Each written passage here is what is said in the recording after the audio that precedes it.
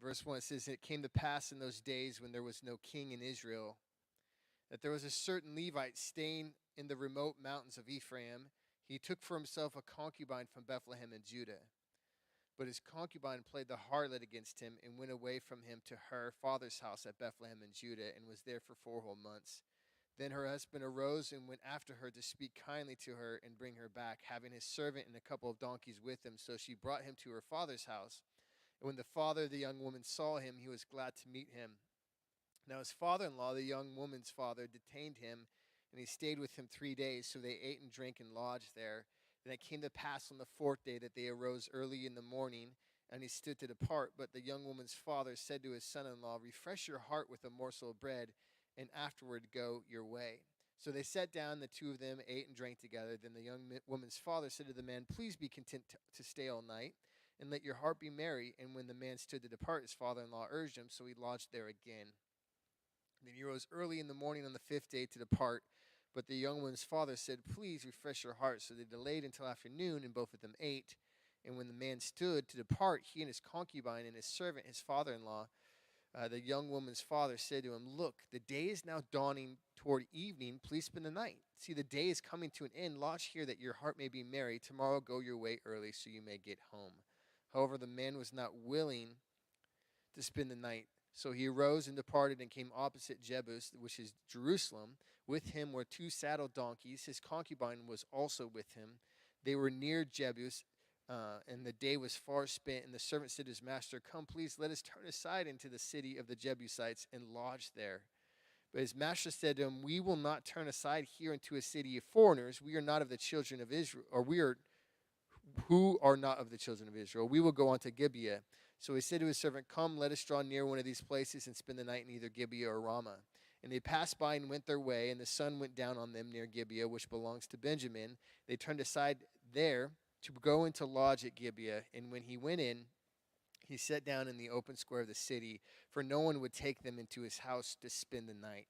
Then just as an old man came in from his work in the field at evening, who was also from the mountains of Ephraim, he was staying in Gibeah, whereas the men in the place were the Benjamites.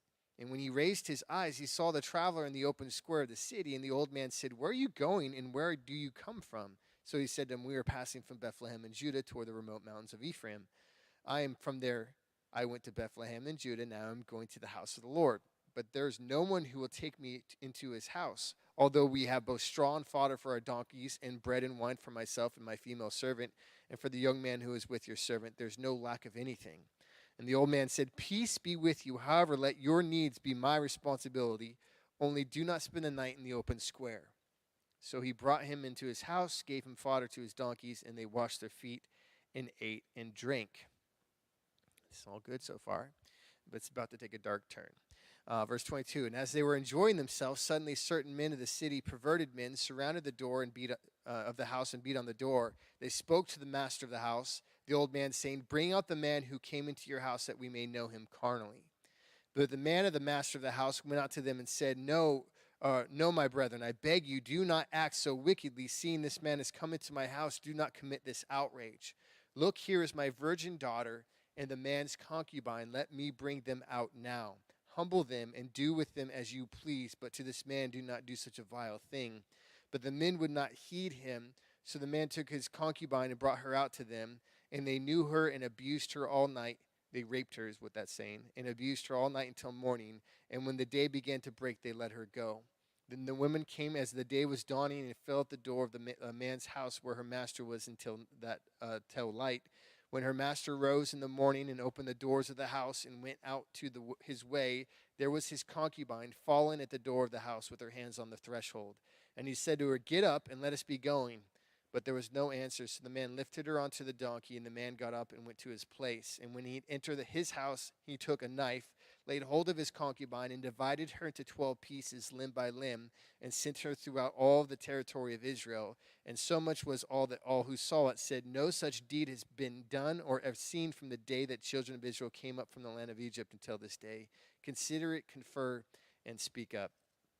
And a pretty awful set of scriptures we're going through tonight, but I think there's some stuff we can learn. Let's go ahead and pray. Lord, thank you for your word, even passages like this that are pretty vile and I just remember reading them this morning and not feeling super great.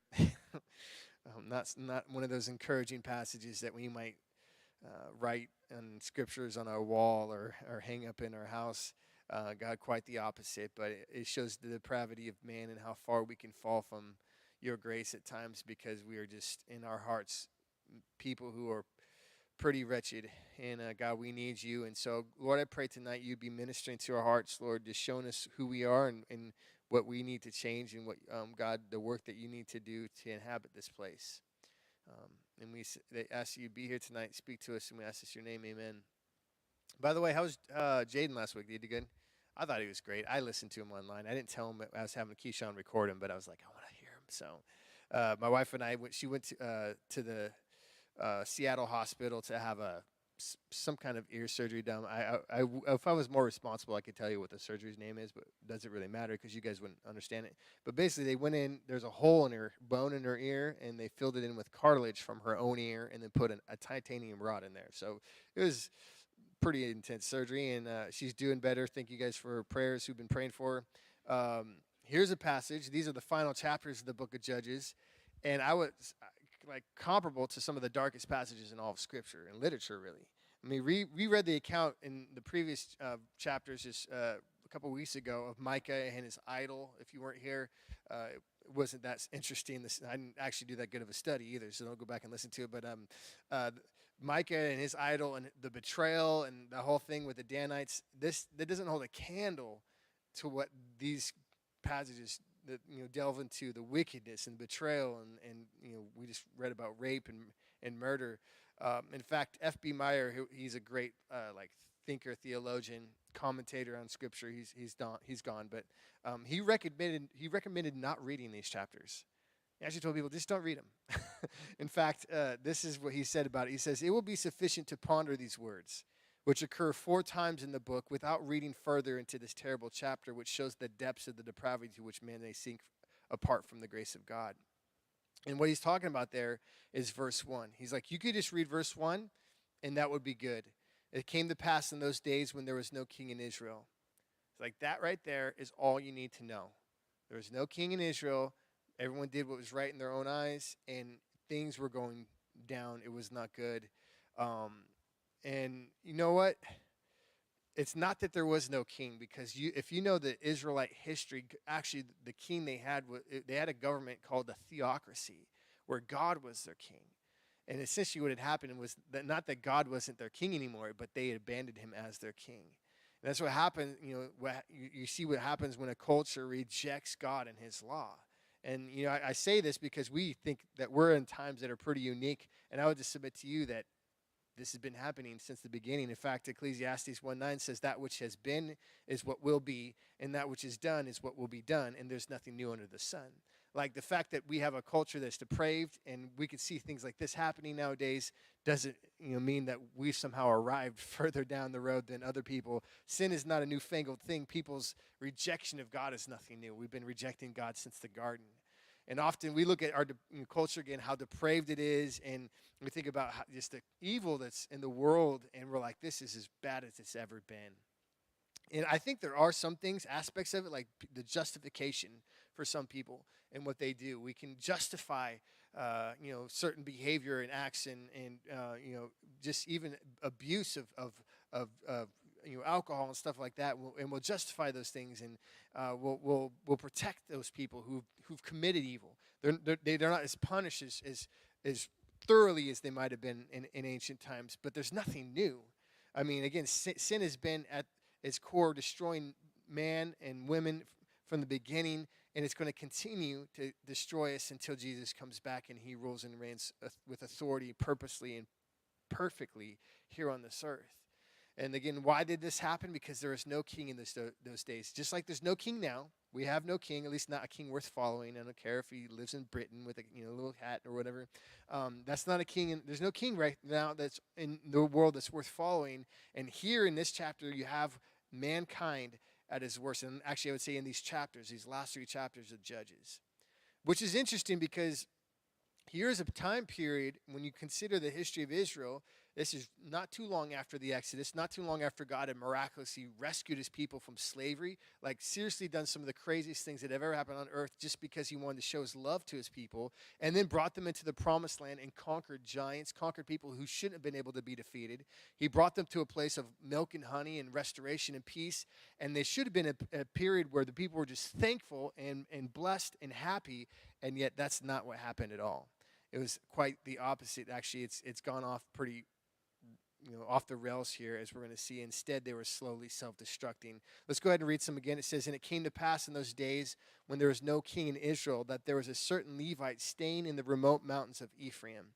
He took for himself a concubine from Bethlehem in Judah, but his concubine played the harlot against him and went away from him to her father's house at Bethlehem in Judah, and was there for 4 whole months. And then her husband arose and went after her to speak kindly to her and bring her back, having his servant and a couple donkeys with him. So she brought him into her father's house, and when her father of the young woman saw him, he was glad to meet him."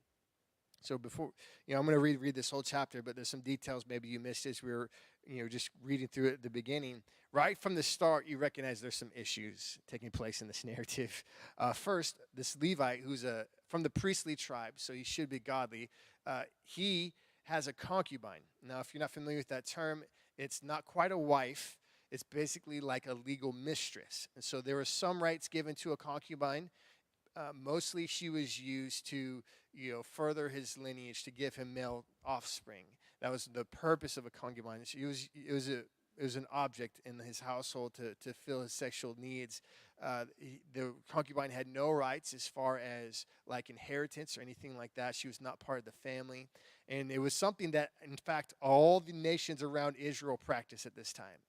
All the nations, if you look at ancient history, the Canaanites, the Amorites, the Jebusites, all these guys practiced this heinous idea of having a concubine without the obligations of a wife. And the subjugation of women during this time was common enough that in Israel's culture it wasn't weird. It wasn't even weird for a priest to have a concubine. In fact, you see other prominent people in the Old Testament, Abraham, Jacob, David, Solomon, that had concubines. You're like, how can these guys do something that's so blatantly against what God's command is? Actually in chapter 2 of the Bible, when he created man and woman, he said, this is what marriage looks like. Well, what you have is the Bible. It's kind of, I just had this conversation with my son today, actually. He's like, why doesn't the Bible condemn some sin like this? Like, why doesn't every time this happens, the Bible says this is wrong? And I would submit to you that every time you see this taking place, what the Bible does is it gives the narrative, this is what happened, and then it shows you how destructive it is and the chaos that results from these things. And just like we're going to read tonight, really it's a commentary on what God thinks. He gives us the command in chapter 2 of Genesis, this is what marriage is between a man and a woman. And then basically from that point on, every time it's distorted, he goes, this is what happens. Like, does he need to tell us twice? Does he need to tell us 3 times? I think once is sufficient. And so, you have in the Old Testament, again, some people go like, there's no, God never says anything about that. Nonsense. Every time you read about this, it's commented on by just explaining the outcome of these things, explaining it in the negative light that happens. And as we'll see here, this girl, who again is a concubine, leaves this Levite to become a prostitute. The word harlot there it's the idea of a prostitute selling herself for as a sex slave for money. And I was trying to think about this. She's making a conscious decision that whatever's happening at home is going to be as good as what I can get out there, and selling herself in order that she might escape slavery that she was already in. I don't know if it went from bad to worse, but after 4 months, I don't know why it took so long for this guy to go, I should probably go get her now. But after 4 months, he goes and looks for his concubine, finds her, and there's some kind of conversation that happens where he makes it up to her and deals kindly with her and brings her back into the fold, so to speak, and he's at her father's house. And her father's happy, it says, to see this. I would call him a live-in boyfriend. He's not really your husband. But to see him rescue her from adultery, from this lifestyle of adultery. And although there's some trepidation, as you'll see in the following verses, like the father's not fully bought in about this guy. And so it says, now his father-in-law, the young woman's father, detained him. And he stayed with them 3 days. So they ate and drank and lodged there. Then it came to pass on the 4th day that he rose early in the morning And he stood to depart, but the young woman's father said to his son-in-law, refresh your heart with a morsel of bread, and afterward go your way.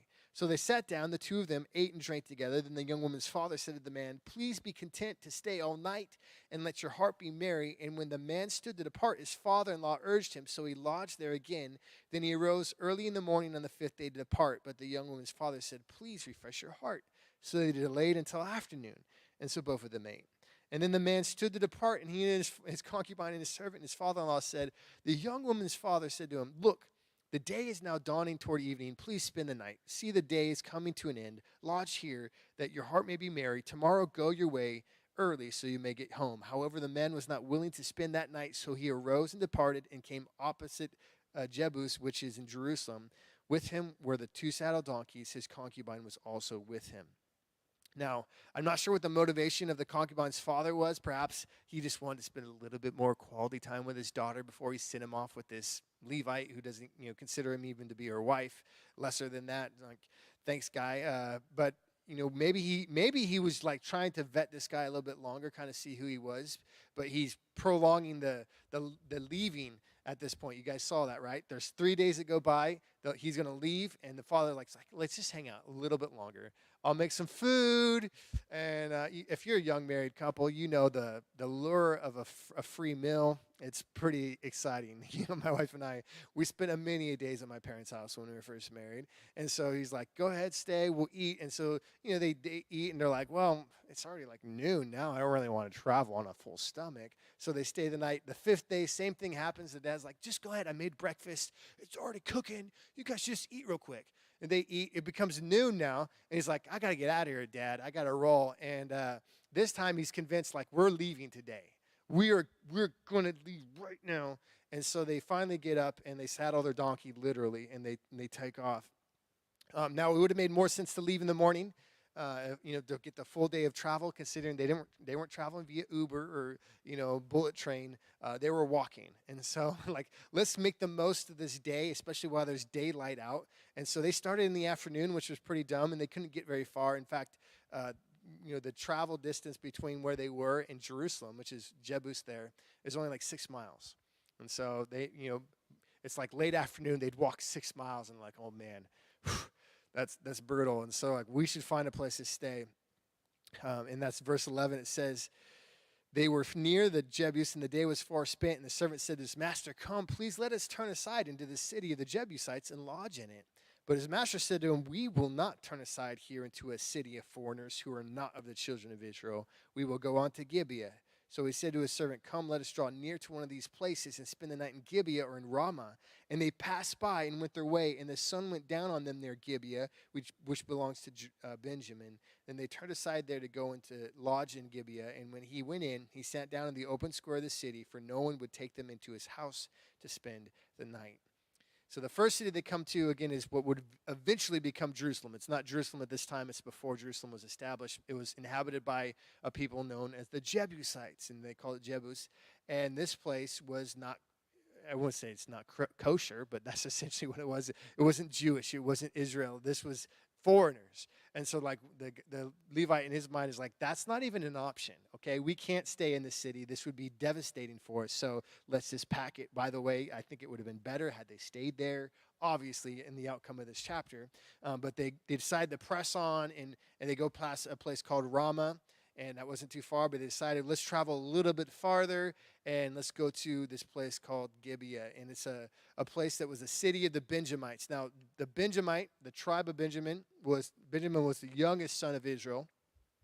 They were a very warrior-like tribe, and it seemed like a good, safe place to lodge, except that no one had room for them. Right, so they're sitting in the city, open, courts of the city, looking for a place, and everyone's like, nah, got no room here. Again, some of this kind of echoes the story of Jesus' birth, but then it takes a drastically different turn, as we saw. But I don't know if you guys have ever been in that moment where you're traveled all day and you're looking for a place to stay. Like you're looking for a place to lodge. This has happened a couple times in my marriage with my kids. And the last time it happened, actually, we were this last summer. We knew where we were going to stay. We just didn't know the place that we were staying at, what kind of quality it was. So my brother-in-law had found a camping site on an app called Hip Camp. Have you guys heard of this? It's basically like Airbnb for campsites. Okay? And so we were told, this is what we were told, that there was 2 cabins for us. My brother-in-law has 11 kids, by the way, so like we needed at least 2 cabins. There's 2 cabins, one that had 2 bedrooms, 2 queen beds, a pull-out couch. They had running water, and then they had another cabin that had 2 queen beds, and that was going to be my family. So we were going to stay in the smaller one with the 2 queen beds, and we're like, this is going to be great. When we got there, it was none of that. And we could probably have figured this out as we were approaching our destination. It was like in the deep woods of Montana. And we as we're entering this guy's place, it's every like, blank Biden, Trump is the best, and all these things on the outside of his things. We're like, this guy might be out in the woods for a reason. We feel like this was the beginning of a conservative horror movie. Let's just put it that way. And we were the victims. And so we pulled up, and there was no queen beds. There was twin beds. And we ended up giving both cabins to my brother-in-law. We slept in a Suburban in the back seat. Like, my wife was terrified. We're like, we're going to be murdered, no doubt, for sure tonight. And when you're in that position where, like, you're just so tired, you're exhausted from traveling all day, you just want to find a place to rest. And that's exactly where these guys are. They're like, let's find a place to rest. Then an old man, verse 16, came in from his work in the field at evening, who was also from the mountains of Ephraim, and he was staying in Gibeah, whereas the men of the place were Benjamites. And when he was raised his eyes, he saw the traveler in the open square of the city, and the old man said, where are you going, and where do you come from? And this guy, you can see, is kind of nervous, anxious, like, why are you here?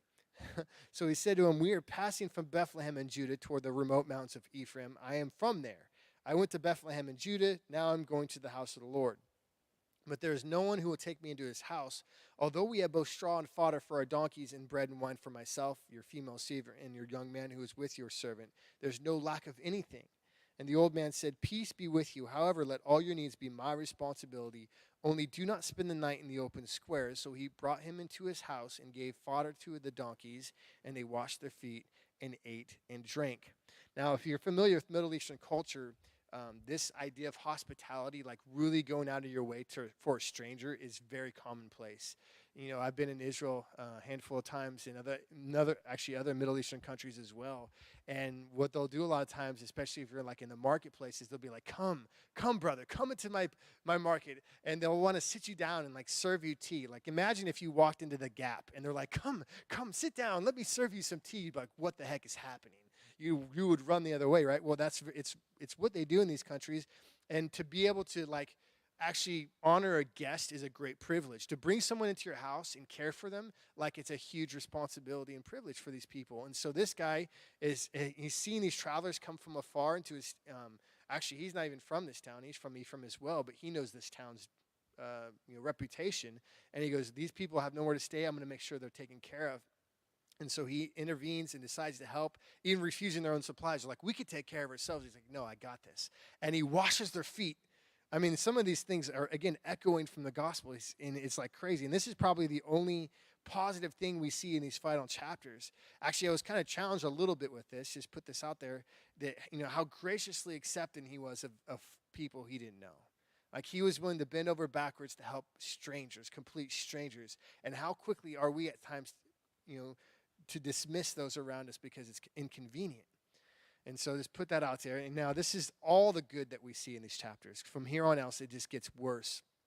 And so as verse 22, it says, they were enjoying themselves. Suddenly, certain men of the city, perverted men, surrounded the house and beat on the door. And they spoke to the master of the house, the old man, saying, bring out the man who came to your house that we may know him carnally. The word carnally, by the way, is not in Hebrew. But it is implied in the language there when it talks about knowing him. It's the same verbiage the Bible uses elsewhere, speaking sexual immorality.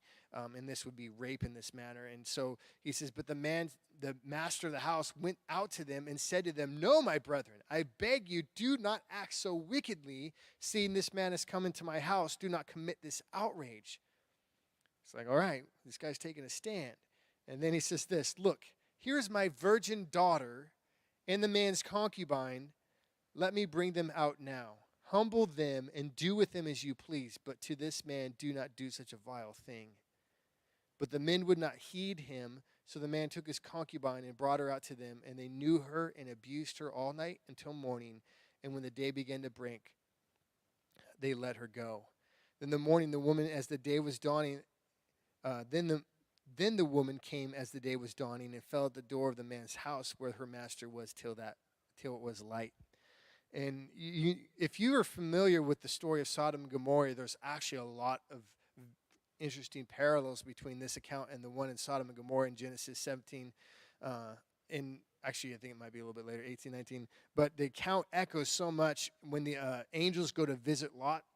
And he's in there. The people of Sodom and Gomorrah knock on his door, and they're like, give us these guys. We want to know them carnally. Same thing.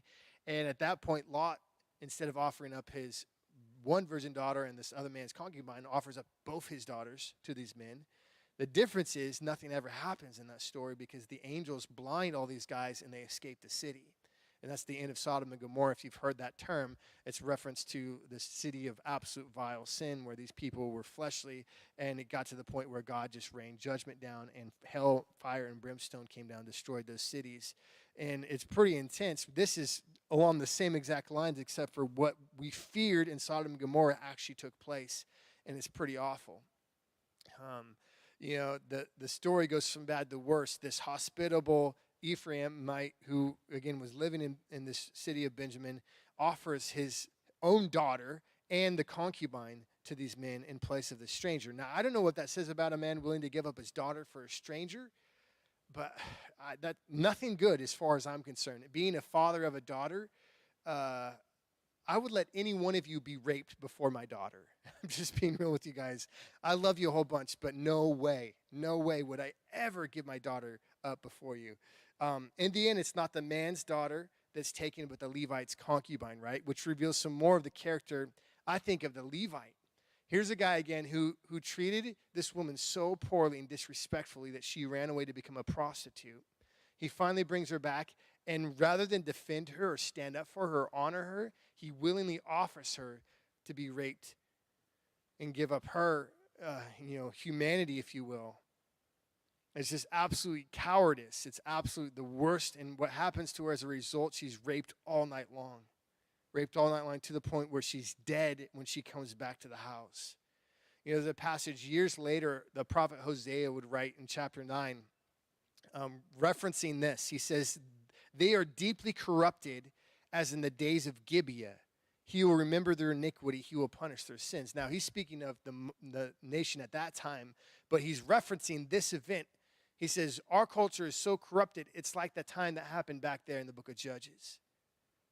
And these men are described, if you look at the New King James, it uses the word perverted. That word is, I think, not as intentional as what the Hebrew's trying to convey. The word in Hebrew is actually sons of Belial.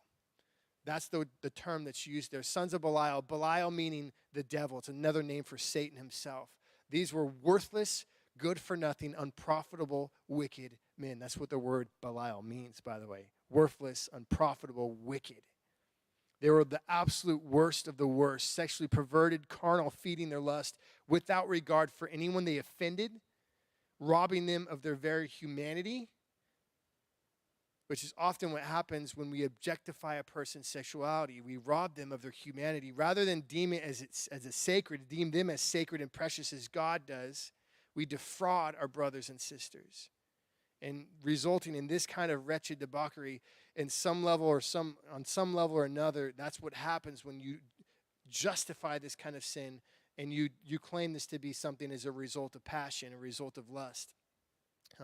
Our passions, you guys, I wrote this down. Our passions, our attractions, unchecked, will lead to the very destruction of our souls. Our passions and attractions, unchecked, will lead to the very destruction of our souls, meaning that just because you feel like you want to do something doesn't mean you should, right? Just because you can do something doesn't mean you should. In fact, James chapter 1 says, each one is tempted when he's drawn away by his own desires and enticed. Then when desire is conceived, it gives birth to sin, and sin, when it is full grown, brings forth death.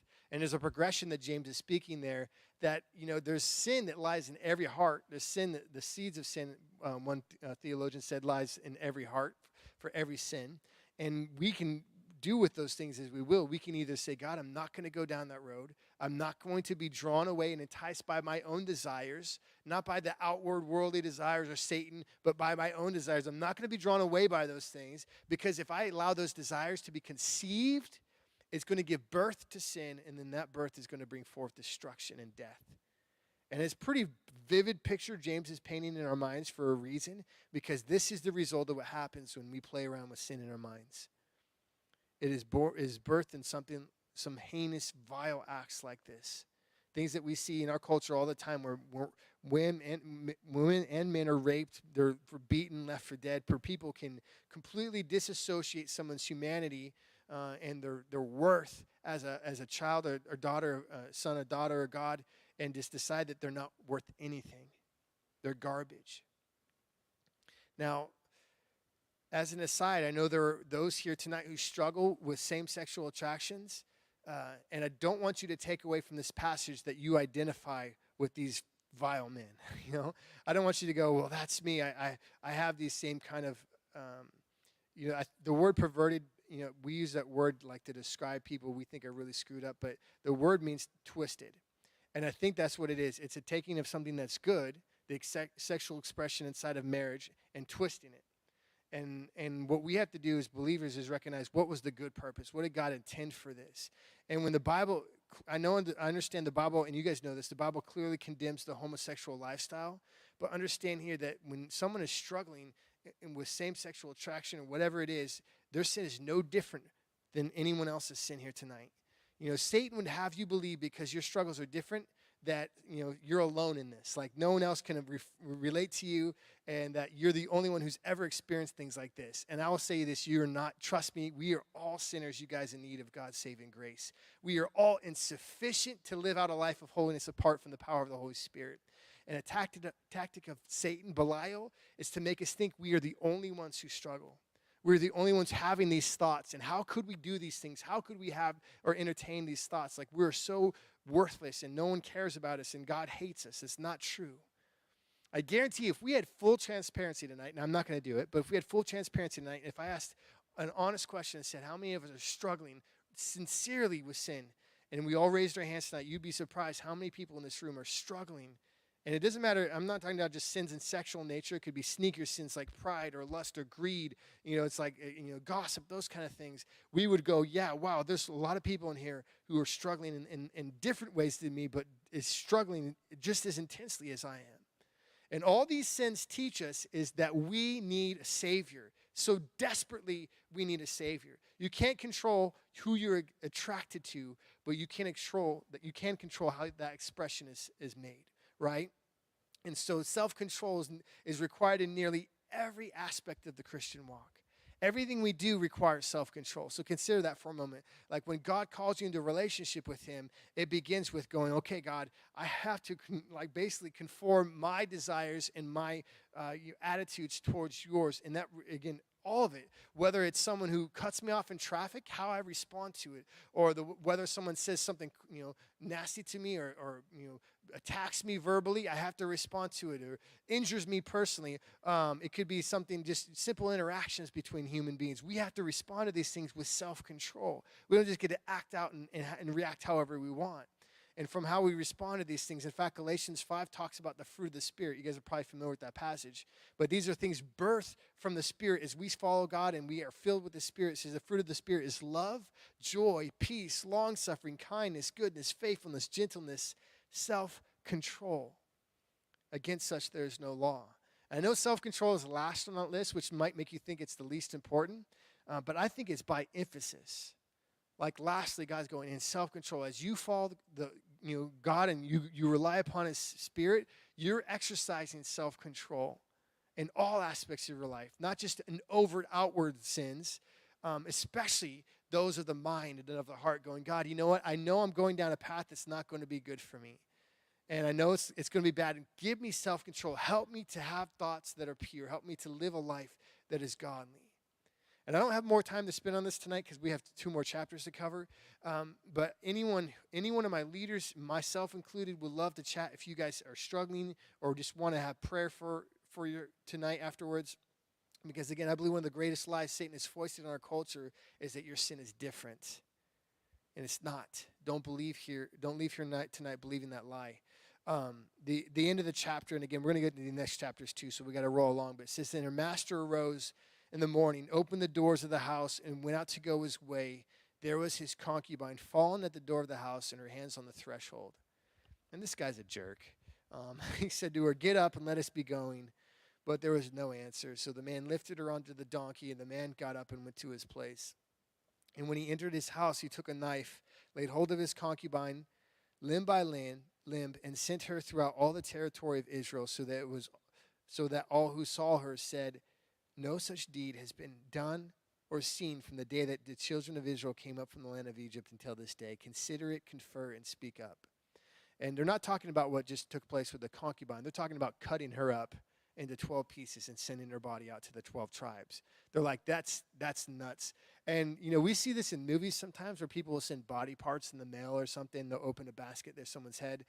This had never been done in the nation of Israel, so it might have been more surprising. Like our culture would be like, oh, it's a leg. That's weird. No, they're like, this is nuts. We need to figure out what's going on. They got all the leaders of the nation together. In verse 1 of chapter 20, it says, so all the children of Israel came out from Dan to Beersheba, as well as from the land of Gilead, and the congregation gathered together as one man before the Lord at Mizpah. And the leaders of the people, all the tribes of Israel, presented themselves in the assembly of the people of God, 400,000 foot soldiers who drew the sword. Now the children of Benjamin heard that the children of Israel had gone up to Mizpah, and the children of Israel said, tell us, how did this wicked deed happen? So the Levite, the husband of the woman who was murdered, answered and said, my concubine and I went into Gibeah, which belongs to Benjamin, to spend the night. And the men of Gibeah rose against me and surrounded the house at night because of me. They intended to kill me, but instead they ravished my concubine so that she died. So I took hold of my concubine, cut her in pieces, and sent her throughout all the territory of the inheritance of Israel, because they committed lewdness and outrage in Israel. Look, all of your children of Israel, give your advice and counsel here now. So the people arose as one man, saying, none of us will go to his tent, nor will anyone turn back to his house. But now at this thing which we will do by Gibeah, we will go up against by lot. We will take 10 men out of every 100 throughout all the tribes of Israel, 100 out of every 1,000, and 1,000 out of every 10,000, to make provisions for the people, that when they come to Gibeah and Benjamin, they repay all the vileness that they have done in Israel. So the men of Israel were gathered against the city and united as one man, or united together as one man. And after gathering the elders of the Levites, if you weren't following there, the Levite gets everyone together, all the leadership of the nation of Israel. He retells the story of what happened to his concubine. He left out the part, by the way, where he kind of willingly gave her up over himself, conveniently. And the Israelite leaders decided, you know what, we need to do something about this. And so they gather their armies, and basically the way they do it is like, let's just do 1/10 of our army. So all the tribes just send out one out of every 10 men in your army, send them to this place that we can get retribution, basically. And so they gather for battle. In verse 12, it says, the tribes of Israel sent men throughout the tribe of Benjamin, saying, what is this wickedness that has occurred among you? Now therefore deliver up the men, the perverted men who are in Gibeah, that we may put them to death and remove the evil from Israel. But the children of Benjamin would not listen to the voice of their brethren and the children of Israel. Instead, the children of Benjamin gathered together from the cities of Gibeah to go to battle against the children of Israel. And from their cities at that time, the children of Benjamin numbered 26,000 men who drew the sword, beside the inhabitants of Gibeah, who numbered 700 select men. Among all this people were 700 select men who were left-handed. Everyone could sling a stone at a hair's breadth and not miss. Now, besides Benjamin, the men of Israel numbered 400,000 men who drew the sword. All of these were men of valor. And now the reasonable thing, which they did at first, was to go to the men in Benjamin and say, give us the offenders, these select few. We don't know how many there were, but there couldn't have been that much. It was just one night. And so give us those few men who did this vile deed, and let's put them to death. That's where it should have ended. They should have took those men, and according to Old Testament law, they should have been stoned. You rape someone, you murder someone, both the consequences of both those things were the same, was death in the Old Testament. So I think that would have been effective. But the Benjamites, in defiance, or more likely in protection of their brethren, they chose to fight. They're like, nope, we're going to fight for these vile, disgusting men. And if you notice, there's that bit there about the Benjamin, the left-handed men, how they could sling a stone and a hair's breadth. What that's letting you know is that these guys were fierce warriors. Like, these guys could fight anyone. Like, you want to throw down? Let's do this. And the text is recalling, like, these guys are ready to fight. And, the nation of Israel should be afraid. Even though it was 400,000 versus 26,000, they should be afraid because these 26,000 were fierce warriors. The story goes on and tells what happens as they approach the battle. It says, and the children of Israel, verse 18, arose, went up to the house of God and to inquire of God. And they said, which of us shall go first into battle against the children of Benjamin? And the Lord said, Judah first. And Judah's another tribe. So God's like, go ahead and send Judah first. So the children of Israel rose in the morning and encamped against Gibeah. And the men of Israel went out to battle against Benjamin. And the men of Israel put themselves in battle array to fight against them at Gibeah. Then the children of Benjamin came out of Gibeah, and on that day cut down to the ground 22,000 men of the Israelites. And the people, that is the men of Israel, encouraged themselves and again formed the battle line in the place where they had put themselves in the array on the first day. Then the children of Israel went up, wept before the Lord until evening, and asked counsel of the Lord, saying, shall I again draw near the battle against the children of my brother Benjamin? And the Lord said, go up against him. So the children of Israel approached the children of Benjamin on the second day. And Benjamin went out against them from Gibeah on the second day and cut down to the ground 18,000 more of the children of Israel. All these drew the sword. Then all the people of Israel, that is, all the people, went up and came to the house of God and wept. And they sat there before the Lord and fasted that day until evening, and they offered burnt offerings and peace offerings before the Lord. So the children of Israel inquired of the Lord. The ark of the covenant of God was there in those days, and Phinehas, the son of Eleazar, the son of Aaron, stood before it in those days, saying, shall I yet again go out to battle against the children of my brother Benjamin, or shall I cease? And the Lord said, go up, for tomorrow I will deliver them into your hand. Now, I was reading Chuck Smith's sermon. Chuck Smith, the guy who started Calvary Chapels back in the 70s, he was talking about how, this whole battle plan that God sends out the Israelites for the first 2 days and they get wiped out. He's like trying to reconcile, like, why would God do that? Like, why would God send out, the Israelites just to get ambushed by the Benjamites the first 2 days? And he's trying to comprehend why God would do that. And he kind of use it to launch off and talk about, how sometimes we just can't know the will of God and we just have to trust him and have faith. And I was like, okay, I love and respect you, Chuck, but I think he might have neglected something. To me, maybe it's because I do Taekwondo, and so I'll tell you this. If I have to fight someone who is formidable, like someone who, like a Levi Chrisman, for example, is someone I fight at Taekwondo, I would much rather fight him after he's already fought 2 battles. We don't call them battles, by the way. That's what my sons called them. Like, we're going to battle. It's not Pokemon. But I'd much rather spar him after he sparred 2 other people, and I was his third, if that makes sense. And I think that's what's happening here is God knows, like, the Benjamites are going to destroy you, but if you're relentless and keep at them and keep fighting, eventually you're going to win. And you're going to weaken them, and they're going to get tired. And I like that. I like that because I was thinking about that. Your enemy grows tired and faint after prolonged days of fighting. I know sometimes we feel like we're being bombarded with temptations and with struggles, and we feel like we want to give up, but the enemy's in the same boat. He wants to give up. And we can keep fighting. And we can keep fighting. And you may lose some battles. You may struggle sometimes in sin and lose the battle of temptation, but the war is not over. You can keep fighting. And God might tell you to fight even knowing you're going to lose. He's like, I know you're going to fail, but don't give up. Because your beat down, be as it may, is going to make you stronger and wiser, and maybe next time you're able to keep your head up and win. That's my takeaway. I like that better.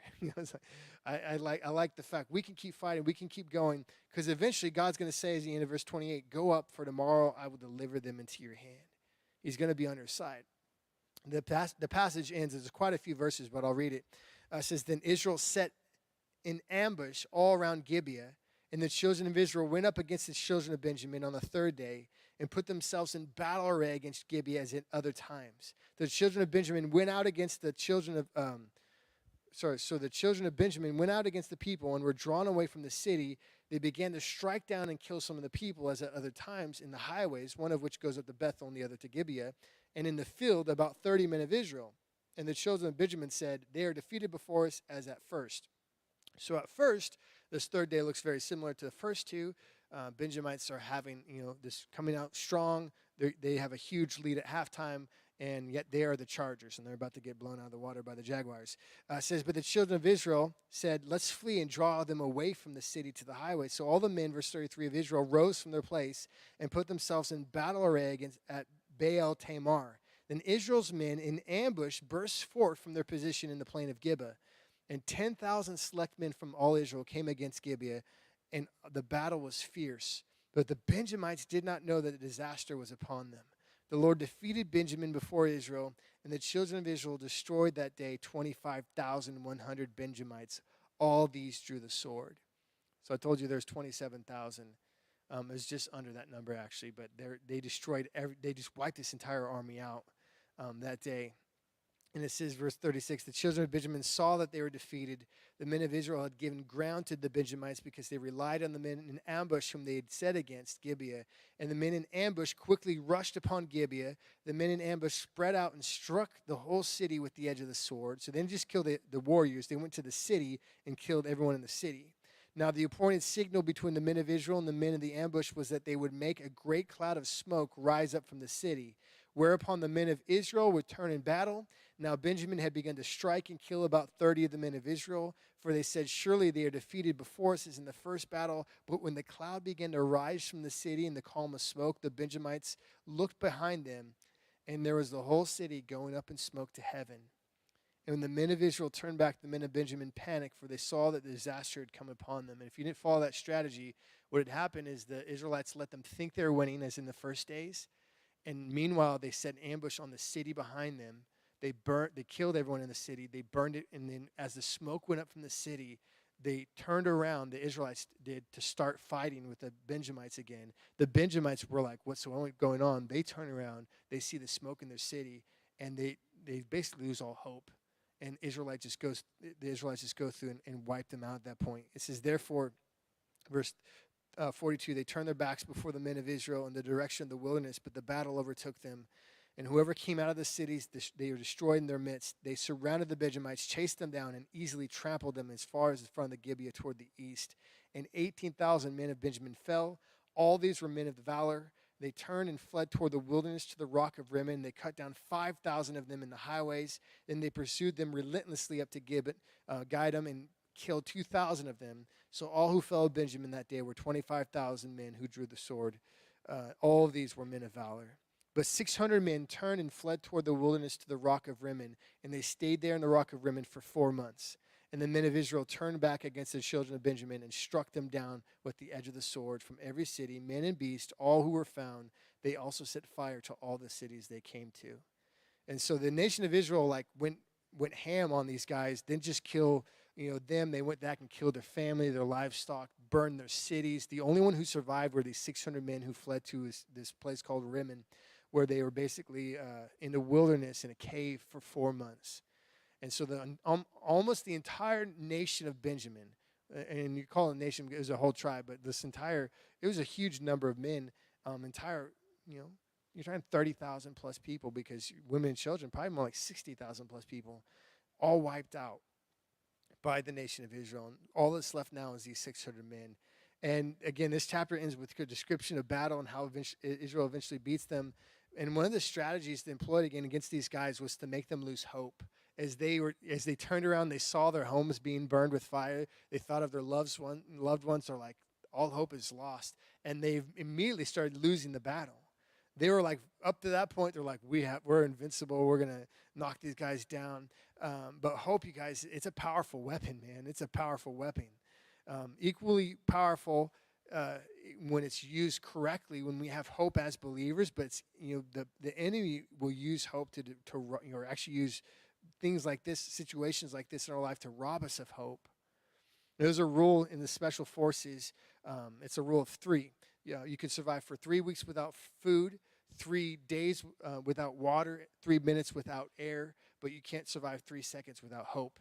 And it's why hope, you guys, especially for believers, it can never be in things or in people. It can't be in institutions or policies. It has to be in the anchor of our soul, which is Jesus Christ. Hebrews 6:19 says, "This hope is a strong and trustworthy anchor for our souls.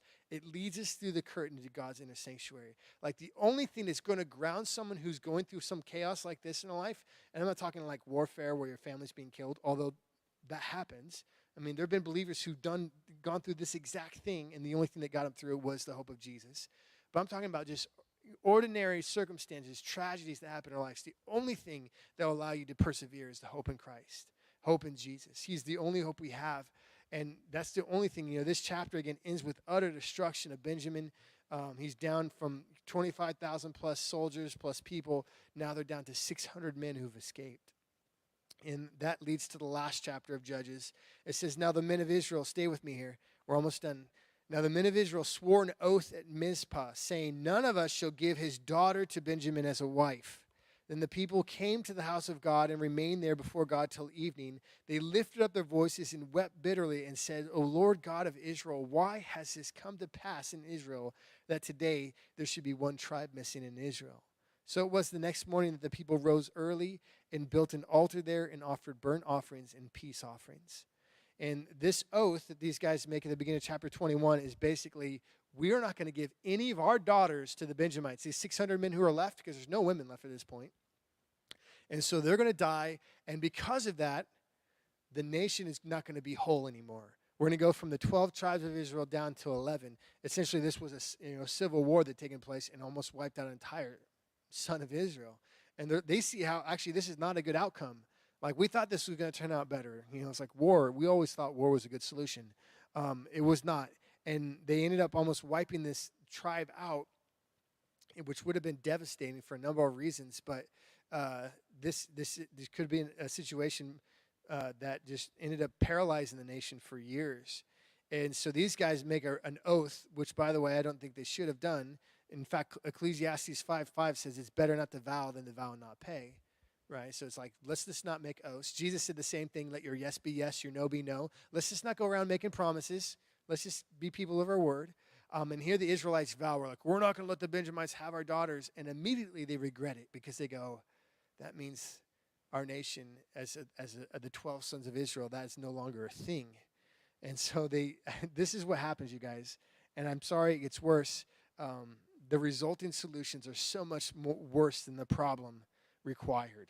If you look at verse 5, it says, "The children of Israel said, 'Who is there among all the tribes of Israel who did not come up with the assembly to the Lord?'" They're like, who didn't fight with us? Someone out there didn't come up to battle with us. Who is it? "For they made a great oath concerning anyone who would not come up to the Lord at Mizpah, saying, 'He shall surely be put to death.' And the children of Israel grieved for Benjamin their brother and said, 'One tribe is cut off from Israel today. What shall we do for wives for those who remain, seeing we have sworn by the Lord that we will not give them our daughters as wives?' And they said, 'What one is there from the tribes of Israel who did not come up to Mizpah to the Lord?' And in fact, no one had come up to the camp from Jabesh Gilead to the assembly. For when the people were counted, indeed, not one of the inhabitants of Jabesh Gilead was there. So the congregation sent out the 12,000 of their most valiant men and commanded them, saying, 'Go and strike the inhabitants of Jabesh Gilead with the edge of the sword, including the women and the children. And this thing that you shall do, you shall utterly destroy every male and every woman who has known a man intimately.'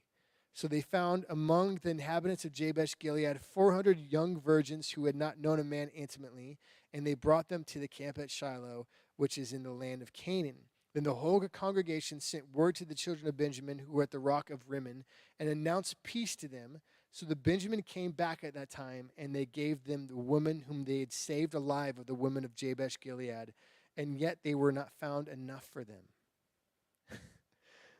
And again, I was thinking about this, you guys. Like, talk about taking a medicine worse than the disease. Like, a simple cure would have been for these leaders just to repent from their rash oath. Be like, you know what? That was probably not a smart thing for us to, like, oath that none of our daughters could ever be their wives, because that means they're going to die. That's like the only opposite. That's the only option here. So instead, they decide what we'll do is we'll find the one group of people who didn't show up to fight, and we'll go kill all of those people, women and children included, and we'll give only the virgins who are alive, women, to these men, which ended up being 400. So there's still 200 guys without wives. And you're looking at this, man. If you ever think in your mind, evil can. If I just combat evil with more evil, this is going to be great. I will just encourage you, that is never the way to conquer evil. In fact, Romans 12:21 says, do not be overcome by evil, but overcome evil with good. That is how you conquer evil. You overcome it with good. And Jabesh Gilead, they were guilty in this regard, you guys, the tribe that they murdered and stole all their virgins. They were guilty in the sense that they were supposed to be in battle. If you're familiar with the story where the nation's being handed out their allotments, they're getting given all these parts of land. There was 1.5 tribes who stayed in the land of Jordan, which is modern Jordan. They stayed there and said, we don't want to go in. We like this land. We're shepherds. This is a better place for our pastures. And what they promised the nation is that if you guys go to battle, we'll still be with you. Because that's what Israel was concerned about. They're like, if you're not with us, you're not in the same location as us, you're going to be like disassociated from us. You're not going to want to fight with us. And they're like, no. We'll be with you no matter where you go, no matter who you fight. We're your brethren. We'll still be with you. Which was just a lot of words, apparently, because these guys didn't show up to battle. I don't think the punishment fits the crime, but this is just a giant stinking pile, and it gets worse because, again, there's still 200 wives short. So what do? Well, here's another solution. Look at verse 15. It says, the elders of the and then the people grieved for Benjamin because the Lord had made a void in the tribes of Israel. Then the elders of the congregation said, what shall we do for the wives of those who remain, since the women of Benjamin have been destroyed? And they said, there must be an inheritance for the survivors of Benjamin, that a tribe may not be destroyed from Israel. However, we cannot give them wives from our daughters, for the children of Israel have sworn an oath, saying, cursed be the one who gives a wife to Benjamin. Then they said, in fact, there's a yearly feast of the Lord in Shiloh, which is north of Bethel, on the east side of the highway that goes up from Bethel to Shechem and south to Lebanon. Therefore, they instructed the children of Benjamin, saying, go. Oh, they must be cooking.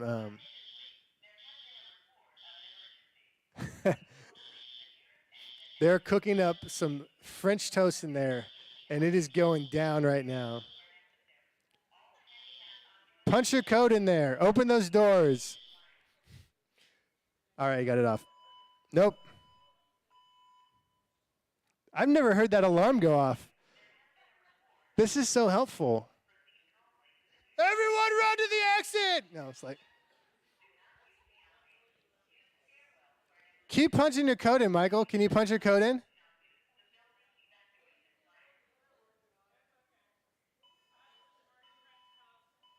Yeah, we can tell. I can smell it up here, actually.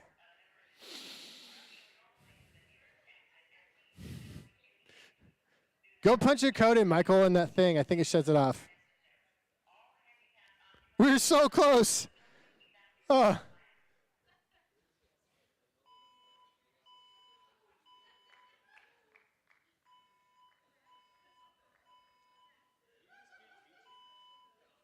What's that?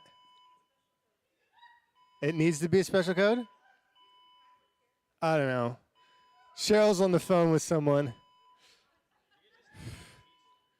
We just power through it? Oh, man.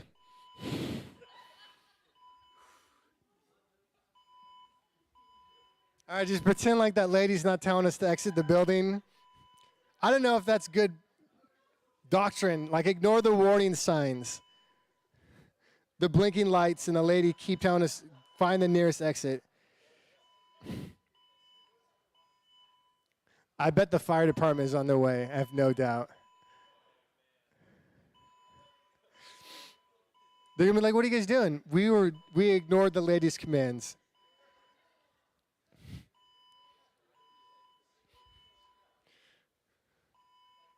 Okay, eventually it kind of becomes like an air conditioner, right? You just get used to it. All right, let's finish this. Let's do this. All right, let's power through it. I've never had to do this before. This is a young adult first. Verse 20. So therefore they instructed the children of Benjamin, saying, Go lie and wait. You guys can read too, so read with me. Go lie and wait in the vineyards and watch, and just when the daughters of Shiloh come out to perform their dances, then come out of the vineyards, and every man catch a wife for himself from the daughters of Shiloh. Then go to the land of Benjamin.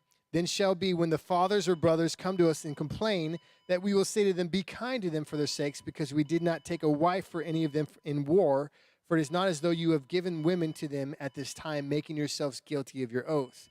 And the children of Benjamin did so. They took enough wives for their number from those who danced, from they caught. Then they went and returned to their inheritance, and they rebuilt the cities and dwelt in them. So the children of Israel departed from there at that time, every man to his tribe, his family. And they went out from there, every man to his inheritance. This is going to be harder than I thought. I'll say this, you guys. The ensuing events that take place, it goes from let's murder all these people's women and children to now let's kidnap these women on their way to this feast. So what you have is they take these last 200 guys and go, let's just go kidnap some women. If they're taken from the women that we weren't supposed to allow to have been taken, we'll excuse it because, after all, we have to take care of these guys because we killed everyone else. The chapter ends, verse 25. It's the theme of the book. In those days, there was no king in Israel. Everyone did what was right in his own eyes. So adultery, prostitution, betrayal, rape, murder, kidnapping. This is the end of the book of Judges. And let me just say this, because I'll close with this, because I don't want to go on. I'll read what I was going to read next week, the start, but I want to do the book of Ruth next week, because the book of Ruth is a contrast to these last chapters in Judges. So all this nonsense that we just read about, this garbage, the book of Ruth is like, okay, this was a dark time, but there was good things that happened too, right? Let's pray. Lord, thank you for the night. For this abrupt end to my study. Maybe you were just shutting me down, Lord. Just pray you bless these guys, bless the food that Kyle's making, that some of it would not be toast. And you just bless our fellowship tonight, and thank you just for the word. And we ask this in your name. Amen. That's fun.